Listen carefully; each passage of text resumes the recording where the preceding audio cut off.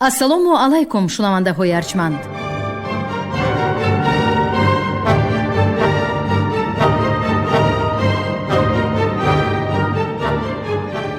ба таваҷҷӯҳи шумо гуфтор аз силсилаи хониши адабӣ.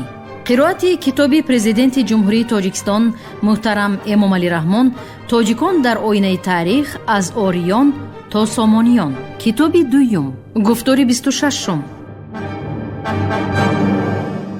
انسانیت در عصر جدید باید دشمن نی دوست بجوید و قبل از همه با نیروهای باطنی خود سازش بسته خود را به پشتیبانی و دستگیری فرهنگ صلح آماده سازد و بزرگترین پند در جاده خودسازی و خویشتن آفری باز همان پند جاودانه نیاگان آریایی ما شده می تواند: پنداری نیک، گفتاری نیک و رفتاری نیک. این خواهش فردی شخصیت نی، امری فراگیری است که از فضای فردیت رهیده چون یک حکم هستی و نیستی بشر در سری راه آینده ما ایستاده است. یعنی آدمان باید متحد شوند و سیاره زمین را چون گوهرکی چشم حفظ نمایند. ما تنها یک زمین، یک مأوای هستی و یک گهواره حیات داریم. شاید اندیشه های من در بابت ماهیت فرهنگ صلح هنوز صحیح و کامل نباشند، ولی یک چیز مسلم است که هدف اصلی فرهنگ صلح دست کشیدن از استفاده سلاح یدرایی، همه گونه جنگ و نزاع‌ها و برای زندگی آسایشته هدایت نمودن انسانیت می باشد. ما تاجیکان این سبقهای پرحکمت گذشتگان را در طول تمدن بیش از 3000 ساله خیش بارها آزموده به درستی آن اعتماد حاصل کرده ایم. اگر کس در سرشت خیش نیروهای انگیزنده بدی و جنگ و نزاع را بکشد، آنگاه قدمی بزرگی سوی صلح و سازش و آسایش خاندان، جامعه، دولت، کشور و سیاره می نهد. به قول نویسنده بزرگ روس دستایفسکی: اگر بخواهی که بر کل حریفانت غالب آیی، اول بر خود غلبه کردن را بیاموز. ما تاجیکان این را باری دیگر در عمل آزمودیم، دیدیم و اعتماد حاصل کردیم. جنگ شهروندی بعد استقلالیت نوین سرزده با وجود همه مصیبت و بدبختی هایش برای ما یک مکتب بزرگی حیات گردید و والاترین سبقی که از این مکتب برداشتیم رسیدن به صلح و وحدت و رضایت ملی بود. هنوز در دوره‌ای که جنگ شهروندی در تاجیکستان ادامه داشت و طرفهای درگیر هیچ به مصالحه آمدن نمی‌خواستند، حکومت نوتأسیس در جلسه 16 تاریخی خوجند جانبهای مخالف را به آشتی، همگانی و صلح و صلاح دعوت نموده دیرتر راهی به وطن و جای زیست دائمیشان برگردانیدن گریزه ها را پیش گرفت.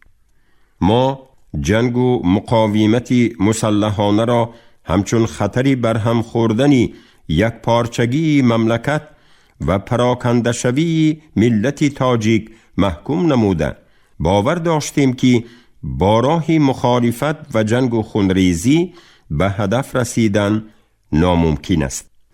اگر گوییم که نهادن خشت‌های نخستین فرهنگ صلح در میان طرفهای مخالف از روزهای اولین به سر قدرت آمدن حکومت کنونی آغاز یافت، خطا نمی کنیم و برای ما راه دیگر هم وجود نداشت، زیرا جنگ و جدال و زوراوری را همچون وسیله به اعتدال آوردن جامعه رد نموده راه آسایشته‌ای به مصالحه رسیدن را می جستیم.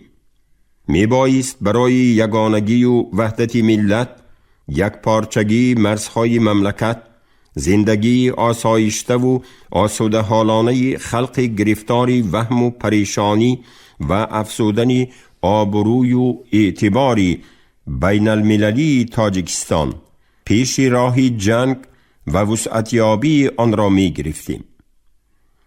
جنگ افغانستان همسایه برای ما سبق بود و خوب می دانستیم که طول کشیدن مقاومت مسلحانه از دنبالش خرابی و قشاقی و بدبختی های زیادی می آرد. به خاطر صلح و صلاح و وحدت ملی بسیار گذشت ها کردن راست می آمد، حتی گذشت هایی که بعضاً به امنیت دولت و دولتداری هم خطر داشت. ما صلح را دستگیری و پشتیبانی می کردیم و احساس می نمودیم که با راه نو پیش می رویم، راهی که در جامعه جهانی نظیر ندارد و برای عملی ساختن آن یگان دستور و برنامه مکملی هم نیست. تجربه تاریخی گذشته های دور و نزدیک برایمان بشارت می داد که یگان دولت متمدن رقیب سیاسی و حریفان قدرت طلبش را از سنگرهای جنگ بیرون آورده با سلاح جنگی و لوازمات حربی و سربازان جنگ آزمودهش در سری دستگاه دولتی و ساختارهای اداره کنی و مقامات نظامی نشینانده است. در پیشاروی ما تجربه انقلاب اکتبر و سرنوشت واپسین امیری بخارا، انقلاب افغانستان، انقلاب ایران، انقلاب کره و ویتنام و غیره می ایستاد که عادتاً مملکت دو تقسیم می شد، یا حریفان سیاسی و اشخاص نامطلوب از اثر تعقیبات و استنطاق‌های محکموی ترک وطن نموده راه یگان کشوری خارجی را اختیار می کردند. این گونه مثال ها را مخالفان صلح و حریفان آشتی ناپذیری رضایت ملی برایم بسیار می آوردند. ولی تاریخ بشر با وجود ماننده های شگفت‌آورش تنها تکراری راه پیموده گذشتگان نیست و زندگی هم با تکرارهایش نی، بلکه با رنگارنگی، برد و باخت و جستجوی و بازیافتهایش ما را به سوی آینده هدایت می کند. جنگ های شهروندی، مناقشه های سیاسی و زد و خوردهای عقیدوی در تاریخ حادثه نو نیستند. بسیار خلق و ملت ها این مرحله را پسی سر نموده عادتاً مشکلات و پرابلم های سرزده را توسط فشار و زوراوری و استفاده سلاح و راه جنگ حل کردند. تجربه تاریخی عصر بیستم شهادت می دهد که با راه زوراوری و جنگ های داخلی و بین دولتی حل کردن این یا آن اختلاف های سرزده با قربانی های بسا بزرگ میسر می شود. از این رو پیش گرفتن راه آسایشته حل نزاع و ضدیت ها برای تاجیکستان مناسب تر بود. به همین خاطر ما راه مذاکرات را برای رسیدن به صلح و رضایت ملی پیش گرفتیم که آن با وجود نارسایی و ناقصی هایش از همه گونه جنگ و خونریزی های خرابی آور اولاتر بود. ما خوب می دانستیم که مردم اذیت کشیده تاجیکستان نه به جنگ و خونریزی ها بلکه به صلح و زندگی آسایشته نیاز دارند. ما خوب می دانستیم که تنها با صلح و صلاح، وحدت و یکدلی و اتحاد و مهنت بنیادکارانه می توانیم تاجیکستان را از خطری پراکنده شوی نجات داده ملت بی این هم کمشماری تاجیک را از مهاجرت و ترک وطن کردنها برهانیم.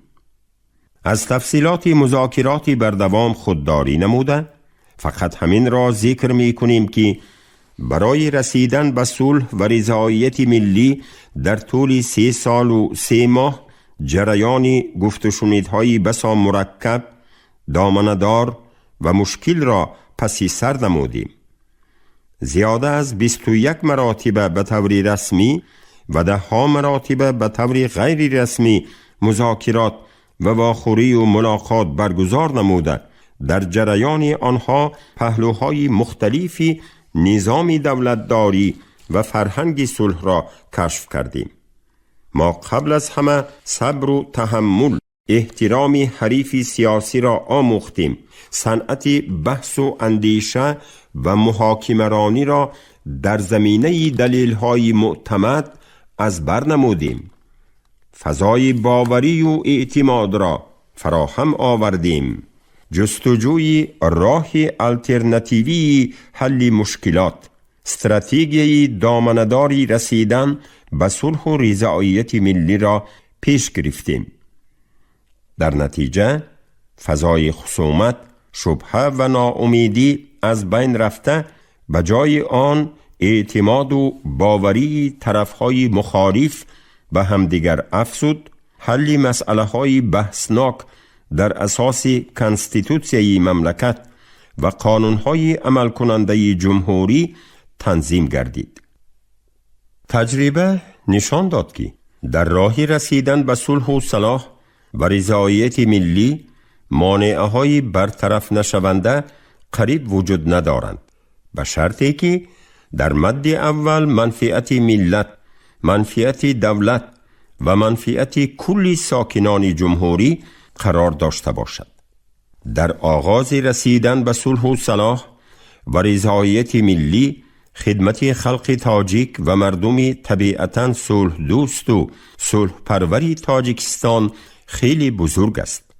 آنها در لحظه های بسا حساس و تقدیرساز سیاست صلح پرورانه راهبریت مملکت را پشتیبانی و دستگیری نموده، مهنت حلال و زندگی آسایشته را از همه گونه جنگ و سنگرگیری ها و عداوت و دشمنی افضلتر دانستند.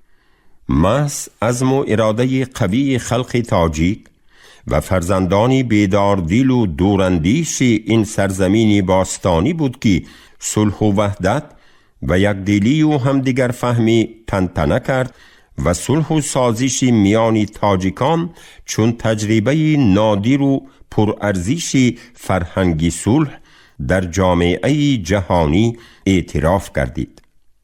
فرهنگی صلح و عزم و اراده نیک زینه به زینه طرفهای مخالف را با هم نزدیک کرد. با شرافت واخوری‌های مسکو، خواستی، تهران، مشهد، بیشکک و غیره، مذاکرات میان تاجیکان از فضای باوری و همدیگر بخشی به مرحله امضای سند سرنوشت سازی سازشنامه عمومی در خصوص برقرار کردن صلح و رضایت ملی در تاجیکستان 27 ایون سال 1997 آمده رسید. ما از حالت نزاعی مسلحانه زینه به زینه به پایگاه صلح و رضایت ملی آمدیم. در فرارسی صلح و رضایت ملی علل خصوص سهم نمایندگان سازمان ملل متحد که از 5 اپریل سال 1994 تا 27 ایون سال 1997 یعنی از آغاز تا انجام مذاکرات در پهلوی ما بودند خیلی کلان است. برگزار ساختن هر یک دوری مذاکرات که صدها مشکلی داشت با زحمت‌های پی در پی، متانت و مهارت و تجربه بای کارمندان این مقامات با نفوذ بین المللی برطرف می گردید. در برابر سعی و کوشش سازمان ملل متحد 8 کشوری به ما دوست در استقرار صلح و رضایت ملی تاجیکستان مساعدت نمودند که روسیه در بین آنها مقام خاصه دارد. کشورهای کفیل صلح تاجیکان روسیه، ازبکستان، قزاقستان، قرقیزستان، ترکمنستان، ایران، پاکستان، افغانستان در روند صلح بین تاجیکان سهم ارزنده گذاشته به گسترش فرهنگی صلح کمک بی‌غرضانه رساندند. امروز شکر آن می کنیم که صلح و رضایت ملی در تاجیکستان پایدار است، صلحی بی بازگشت و بدل نشونده. به عباره یک سروری والا مقامی سازمان‌های بین المللی، صلح کاملا تاجیکانه که در خاک و گیلی این سرزمینی اذیت کشیده، سبزیده و قامت افراخته است. صلحی که در تجربه دولتداری کشورهای شرق و غرب با جنبه‌های خاصش نظیر ندارد. مکتب فرهنگی صلح با همه برد و باختهایش برای ما یک مکتب بزرگ حیات، یک سبق ناتکراری دولت و دولتداری گردید. از شرافت صلح و وحدت و رضایت ملی ما نقشه های عظیمی سازندگی و بنیادکاری ها را پیش گرفته، قسمی از آنها را به سامان رساندیم و باز هدف های بزرگی سازندگی در پیش داریم که به عصر آینده نگرانیده شده است. احیای استقلال جمهوری تاجیکستان بدون شک بزرگترین دستاوردی است که برای ملت تاجیک میسر شده است. یعنی در پایگاه دولت کهن بنیاد سامانیان، دولت ملی تاجیکان قامت افراخت و چون وارثان شایسته آلی سامان رسالت دولت و دولتداری دیرینه را عمری تازه بخشید. روند نوی تاریخ بر دوش دولت تازه استقلال ما وظیفه های بسا مرکب، پرمسئولیت و وزنین گذاشت. ما باید بر روندهایی که در مقیاس جهانی امروزه صورت می گیرند و بعضاً چون زلزله این یا آن گوشه سیاره را تکان می دهند بهای مناسب داده راه درستی پیشرفت را انتخاب کرده توانیم. البته در آستانه عصر 21 که قطعه های آسیا و اروپا چون ولقانی گرفتاری ناآرامی هاست، معین کردن راه آینده پیشرفت تاجیکستان دوچند مشکل تر می باشد. زیرا تاجیکستان هم از لحاظ موقعی جغرافی و هم از لحاظ منطقه ژئوپلیتیکی در چارسوی برخورد منفعت‌های دولت‌های ابرقدرت و نظام‌های آشتیناپذیر سیاسی و ایدئولوژی قرار دارد. فقط یادرس نمودن راه و روش خاصه جمهوری ایران با نظام سیاسی اسلام، جمهوری خلقی خیتای با نظام کمونیستی و فدراسیون روسیه با روند نوخیز دموکراتیا برایمان بسنده است. وقتی که سخن از باب آسیای مرکزی و شرق میانه می رود، در پیشاروی جمهوری ما خواه و ناخواه معین کردن مناسبت خود به دین اسلام قرار می گیرد. زیرا دین اسلام در دولت‌های این منطقه وابسته به راه انتخاب کردهشان نقش گوناگون دارد. امروز در تاجیکستان آزادی وجدان، اعتقاد، عقیده و دیگر حقوق‌های شهروندی در اساس کنستیتوسیوی مملکت کفالت داده می شود. معتقدان دین اسلام و دیگر آیین‌های موجوده در ادای مراسم‌های دینی آزادی کامل دارند و عید سعید فطر و عید مبارک قربان چون عیدهای عمومی خلقی روز استراحت اهالی کشور اعلان شده از جانب دولت دستگیری می‌یابند. ما به دین مبین اسلام چون یک سرچشمه پاکیزه معنوی، روحانی و اخلاقی احترام می‌گذاریم. ولی صرف نظر از همه این باید فراموش نکنیم که مملکت ما در طول 70 سال در هیئت اتحاد شوروی قرار داشت و برخلاف کشورهای شرق اسلامی بسیار پرینسیپ‌های جامعه متمدن را پذیرفت و از طرز زندگی دنیوی بهره ور گردید. ما الکی یک مراتبه میوهی تلخی به اینابت نگرفتنی خصوصیت‌های خاصی جامعه تاجیکستان و پیروی را از ایدئولوژی بیگانه چشیدیم. با نظرداشتی وضع منطقه و تلاش‌های ژئوپلیتیکی، خلق تاجیک را لازم است که زیرکی سیاسی را از دست ندهند، گرفتاری بیگانه پرستی و ایدئولوژی تحویل یافته کشورهای منفعت دار نگردند. پرینسیپ بدون زوراوری بنیاد نمودنی جامعه دموکراتی دنیوی با نظرداشتی سنت و عنعنه‌های دولتداری ملی، ارزش‌های اخلاقی و اجتماعی و فرهنگی و معنوی خلق تاجیک راهی است که ما انتخاب نموده ایم و با همین راه پیش می رویم. این راه پیش گرفته حقوق و آزادی های کلی شهروندان مملکت را تأمین نموده، زندگی آسایشته، مهنت آسوده حالانه، طرز حیات دنیوی، فعالیت اجتماعی و سیاسی دایره های وسیع مردم را پشتیبانی می نماید.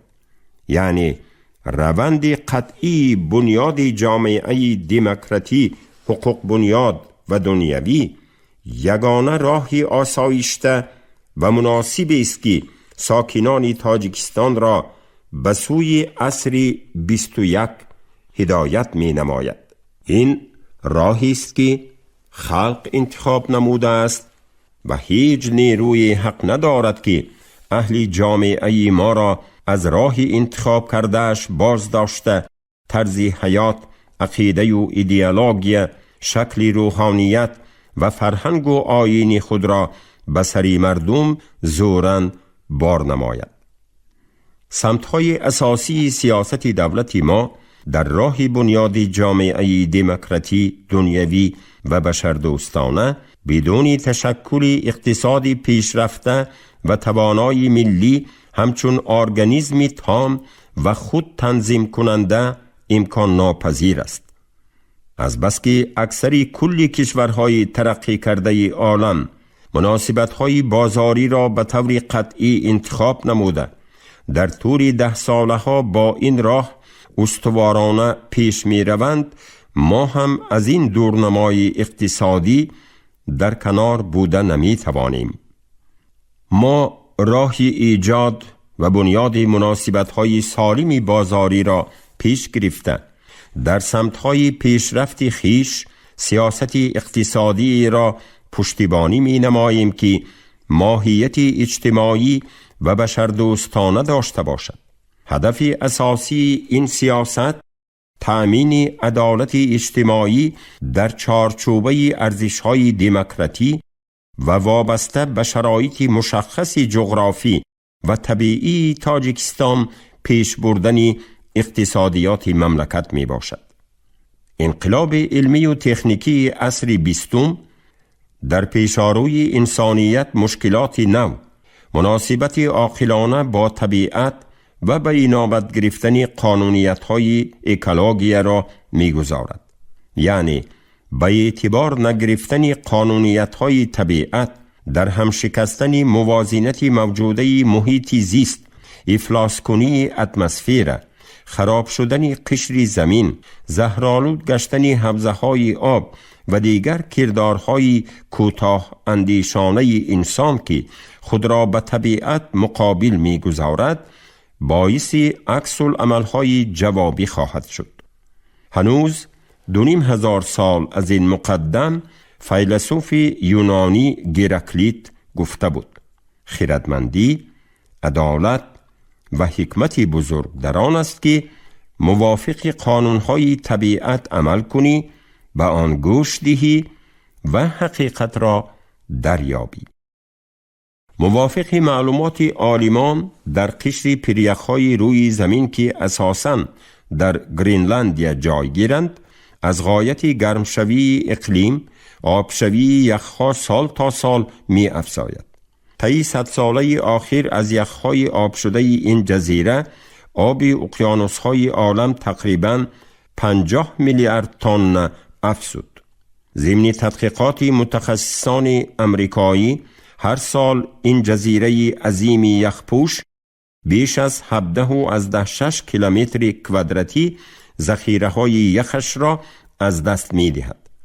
ناگفته نماند که 91% یخ‌های کره ارض در انتارکتیدا جای گیرند و گرمشوی اقلیم به آبشوی پیریخ‌های بزرگ این قطعه سبب می‌گردد. در نتیجه آب اقیانوس‌های جهانی افزوده برای بسیار مملکت‌های در وادی‌های پست زمین جایگیر بوده خطرها ایجاد می‌کند و باعث آبخیزی‌ها می‌گردد. در مثال شرایط طبیعی و جهت‌های خاصه جغرافی تاجیکستان و دیگر مملکت‌های آسیای مرکزی نیز ما می‌توانیم تأثیر روندهای گلوبالی را مقایسه نماییم. عالمان تاجیکستان در اساس مقایسه خریطه گیاه‌ریزی و عکس‌های کیهانی وضع پیریخ‌ها در ماه‌های اوگوست سپتامبر 50 سال آخر به خلاصه آمدند که ذخیره‌های آب یخ و برفی یکی از کلانترین پیریخ‌های آسیای مرکزی پیریخ فیتچنکه در پامیر قریب 3.1 برابر کم شده است. اگر تأثیر نامطلوب اقلیمی سیاره که الحال دوره گرم شوی را از سر می گذراند با همین منوال رفتن گیرد، گمان است که در 100 سال نزدیک از پیریخ فیتچنکه اثری باقی ماند. این مقایسه اضطراب انگیز عالمان که از شرایط جغرافی و طبیعی کشوری ما برمی آید هشدار می دهد که اگر برای نگاه داشتن ذخیره‌های آبی تاجیکستان تدبیرهای ضروری اندیشیده نشود، آنگاه برای تمام مملکت‌های منطقه آسیای مرکزی دوره وزنین و پرفاجعه فرا می‌رسد. مادام که برای رویاندن 1 تن غله 1000 تن آب و برای احتیاجات هر انسان در 1 سال قریب 10 تن آب نوشاکی صرف شود، پس ضرورتی در سال بین المللی آب رسیدن به قدر هر قطره آب نوشاکی در تمام کشورهای آسیای مرکزی دوچند می افزاید. چنان که می بینیم پرابلم ذکر شده خصوصیت گلوبالی دارد و همکاری های مستقیم جامعه جهانی و کشورهای آسیای مرکزی را تقاضا می نماید. یعنی تغییر یافتن وضع طبیعت و سر زدن خطرهای اکولوژی، گذشته از این کم شدن ذخیره‌های اشیاء خام و سوزشواری در نزد بشریت و دولت‌های خرد و بزرگ سیاره طلبات قطعی پیش می‌گذارد که در عصر 21 به حل مسئله‌های گلوبالی عاقلانه، خیرخواهانه و احتیاطکارانه مناسبت نمایند. ما نباید در منطقه به نزاع‌های نو راه دهیم و به حل مسئله‌ها از روی منفعت یک طرفه نزدیک شویم. وضعیت موجوده تقاضا می‌کند که به تمام ذخیره‌های انرژتیکی آسیای مرکزی چون شبکه یگانه طبیعی و اقتصادی مناسبت نمودن را پیش گیریم. باید همه درک نمایند که قیمت آب از قیمت نفت، گاز، انگشت و دیگر نمودهای سوزشواری و منبعهای انرژتیک کمتر نیست. برای آنکه در آینده به مشکلات ناگوار و پرابلم‌های پیچیده دچار نگردیم، باید از امروز راه‌های حل آن را اندیشه نماییم. توجه جامعه جهانی و تشکیلات‌های بین الخلقی منطقوی را برای برطرف کردن این خطرهای پیش آمده جلب سازیم. استراتژی نوی استفاده منبعهای انرژتیکی، ذخیره آب و وضع اکولوژی و طبیعی منطقه در پیشاروی کشوری تازه استقلال ما وظیفه‌های جدی می‌گذارد و حل دست جمعانه را تقاضا می‌نماید. شنونده های گرامی، شما گفتار 26 را از کتاب پرزیدنت جمهوری تاجیکستان محترم امامعلی رحمان تاجیکان در آینه تاریخ از آریان تا سامانیان شنیدید. راوی علیزاده عبدالرشید خوجمخو، کارگردان شیرالی نغزلی. پایان گفتار از سلسله خوانش ادبی. شاد باشید.